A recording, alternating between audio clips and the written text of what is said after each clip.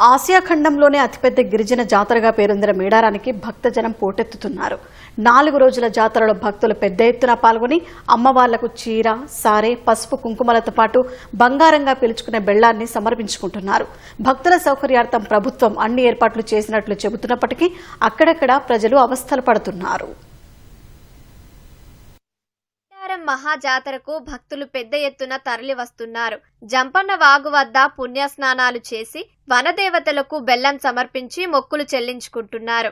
భక్తుల రద్దీ దృష్ట్యా ఎలాంటి ఇబ్బందులు తలెత్తకుండా ప్రభుత్వం ఏర్పాట్లు చేసింది. రెస్క్యూ టీం నిరంతరం వాగులో గస్తీ నిర్వహిస్తున్నారు. సాధారణంగా ఏర్పాటు చేసిన హుండీలతో పాటు డిజిటల్ విధానంలోనూ భక్తులు తమ కానుకలను చెల్లిస్తున్నారు. మరోవైపు మేడారంలో వనదేవతలను దర్శించుకోవడానికి ముందు గట్టమ్మగుట్ట ఆలయానికి భక్తులు వెళ్తారు.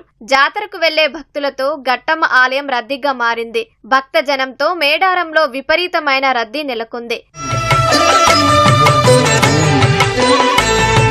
శరణు శరణు అందునా మా సమ్మక్క శరణు కోరుకుందునా శరణు శరణు అందునా మా సమ్మక్క శరణు కోరుకుందునా.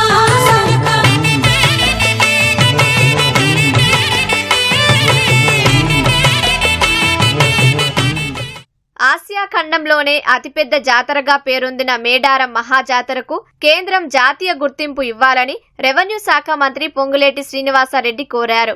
మరో మంత్రి సీతక్కతో కలిసి జాతరలో పర్యటించారు. అమ్మవార్ల ఆశీర్వాదంతో రాష్ట్రం సర్వతోముఖాభివృద్ధితో దూసుకుపోతుందని ఉప ముఖ్యమంత్రి భట్టి విక్రమార్క అన్నారు.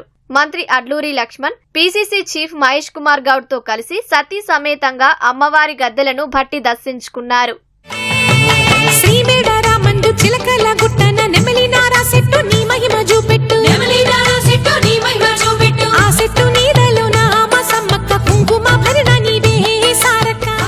సమ్మక్క సారలమ్మ ఈ రాష్ట్రంలో ఉన్నటువంటి అడవి బిడ్డల ఆరాధ్య దైవంగా ఎదిగి అడవి బిడ్డ ఏతరులకు కూడా ఆరాధ్య దైవంగా ఈరోజు తెలంగాణ రాష్ట్రంలో ఆరాధింపబడుతున్నటువంటి అమ్మవార్లు. అటువంటి అమ్మవార్ల కోసం రాష్ట్ర ప్రభుత్వం ఎటువంటి ఇబ్బందులు లేకుండా చేసినటువంటి కార్యకలాపాలు చక్కగా ఈరోజు రాష్ట్రంలో ఉన్నటువంటి ప్రజలు కాదు, దేశంలో ఉన్న ప్రజలను కూడా ఆకర్షిస్తూ ఉంది. ఈరోజు దేవాలయం ఈ రోజు వరకు ఈ టెంపుల్కి కానీ టెంపుల్స్ విషయంలో కానీ అనుకున్నది ఇచ్చింది ఏమీ లేదు. ఇందాకే గౌరవ కేంద్ర మంత్రివారి కిషన్ రెడ్డి గారు చెప్పినట్టు దీనికి 3,20,00,000 26 లక్షలు ఇచ్చామని చెప్పారు. వారే చెప్పారు, నేను చెప్పక్కర్లా. ఫిగర్లో కూడా అదే రకంగా మేము పదే నేను అడిగాను, సీతక్క అడిగింది, మా ట్రైబల్ మినిస్టర్ లక్ష్మణ్ గారు కూడా అడిగారు. దీన్ని జాతీయ ఫెస్టివల్ కింద మీరు అనౌన్స్ చేయాలని. అది తప్ప మిగతా అన్ని ఆన్సర్ చేశారు. సార్ తప్పకుండా పార్లమెంటు సెషన్స్ జరుగుతున్నాయి కాబట్టి మన పార్లమెంటు సభ్యులు దీన్ని పార్లమెంట్లో కూడా రేజ్ చేయడం జరుగుద్ది.